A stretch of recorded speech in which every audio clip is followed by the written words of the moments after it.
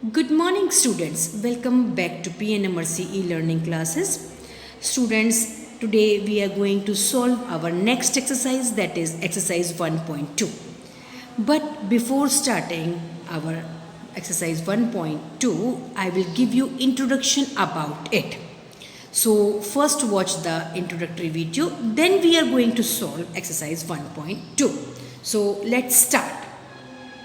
सो text book में है page number 6, उसमें आपको दिखा के समझाती हूँ. तो closure property is also applied for integers. Closure property integers के लिए भी अप्लाई होती है. तो जैसे मैंने बताया कि 2 होल नंबर को ऐड करूँगी तो आंसर मेरा होल नंबर ही आएगा. इसी तरह से अगर मैं 2 इंटीजर्स को ऐड करती हूँ तो मेरा आंसर इंटीजर में ही आएगा.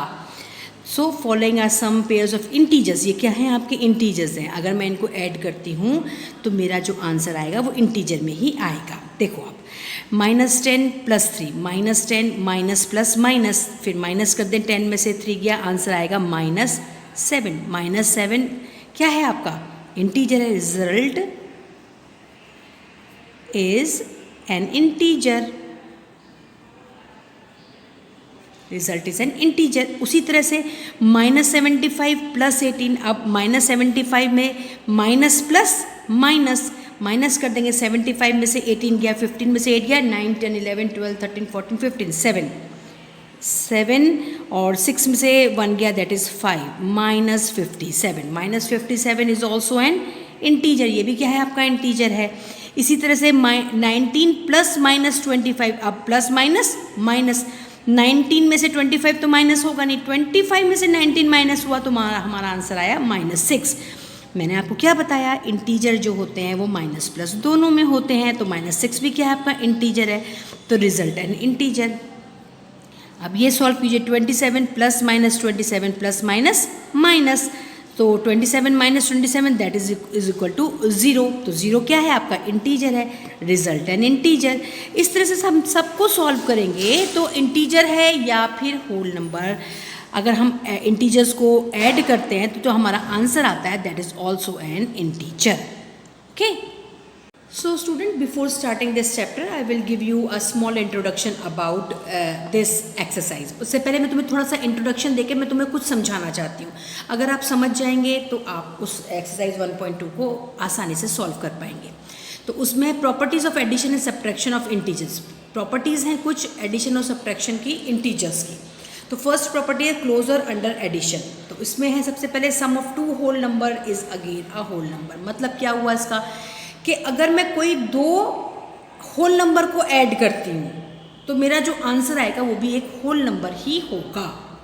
एग्जाम्पल के साथ मैंने समझाया है. अगर 17 क्या है? होल नंबर है. अब होल नंबर क्या होता है? 0, 1, 2, 3, 4, 5, 6 एंड सो ऑन. जितने भी नंबर्स हैं वो क्या कहलाते हैं? आपके होल नंबर कहलाते हैं. तो इंटीजर्स का कहलाते हैं, मैंने बताया था, पॉजिटिव भी होते हैं उसमें, नेगेटिव भी होते हैं. तो होल नंबर में नेगेटिव नहीं होते, सिर्फ पॉजिटिव होते हैं. और इंटीजर्स में पॉजिटिव नेगेटिव दोनों होते हैं. तो मैंने पहले समझा रही हूँ आपको होल नंबर की property.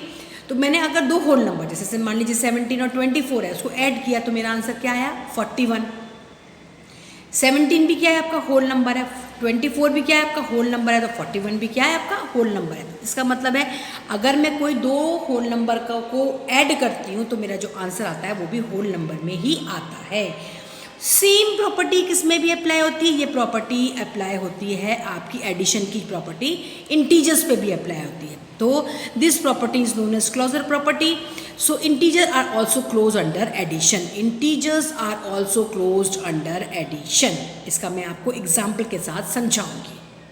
Now student, our next property is closure under subtraction. इसका मतलब ये हुआ कि जो क्लोजर प्रॉपर्टी है वो सब्ट्रैक्शन पे भी इंटीजर्स पे एक्ट करती है कि नहीं करती है, ये हमें समझना है.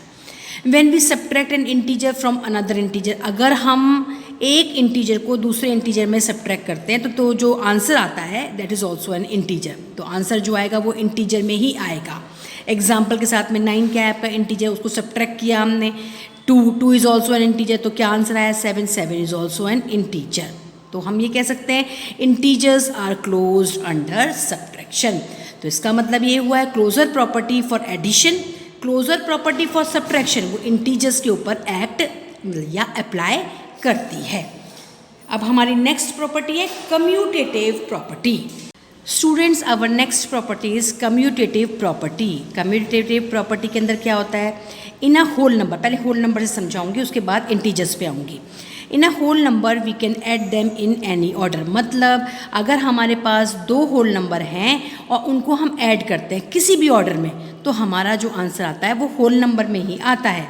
मतलब in other word addition is commutative for whole number, मतलब कम्यूटेटिव प्रॉपर्टी जो होती है वो होल नंबर पे अप्लाई करती है। एग्जाम्पल के साथ समझो, अगर दो होल नंबर हैं 2 और 4, अगर मैं 2 + 4 करूँ तो भी 6 आएगा, 4 + 2 करूँ वो भी 6 आएगा। मतलब किसी भी ऑर्डर में अगर मैं प्लस करती हूँ तो मेरा आंसर सेम ही आएगा। अब मुझे ये देखना है कि जो ये कम्यूटेटिव प्रॉपर्टी है ये सिर्फ होल नंबर पे ही है या इंटीजर पे भी है, अप्लाई हो सकती है। तो let's see.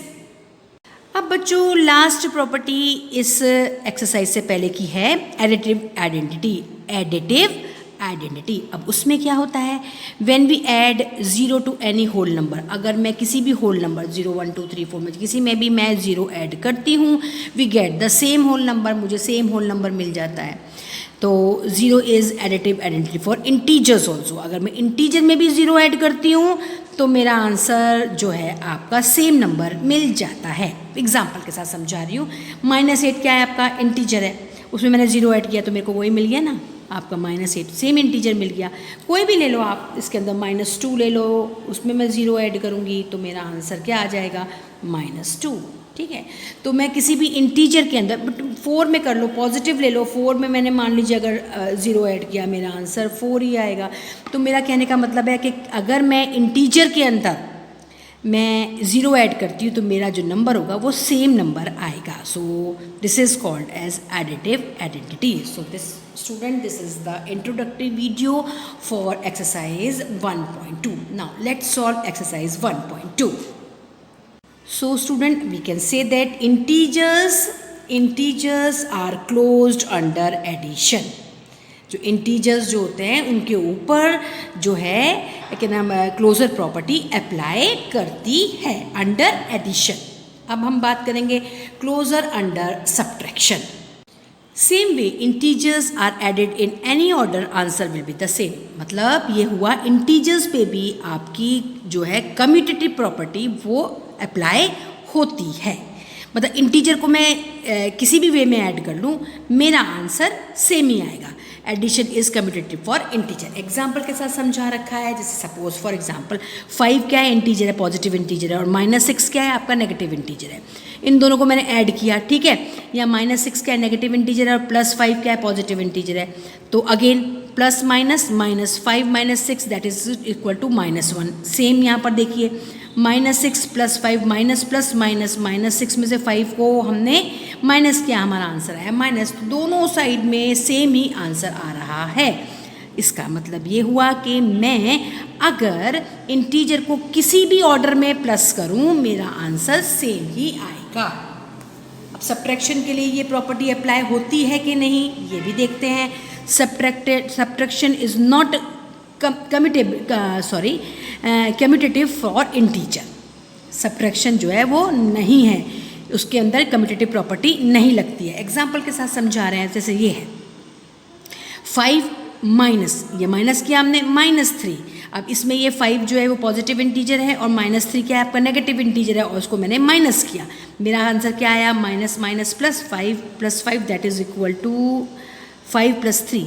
This is not 5, this is 3 है। तो मैं इसको पेन से कर देती हूँ, 5 + 3 दिस इज़ 3, ठीक है।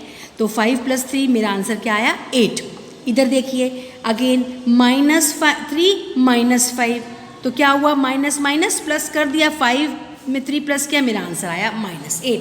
इधर +8 इधर -8, तो दोनों का दोनों आंसर सेम नहीं है। इसका मतलब subtraction is not commutative for integer.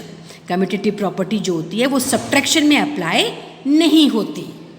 Students, you have to write all this associative property and all this property in your notebook।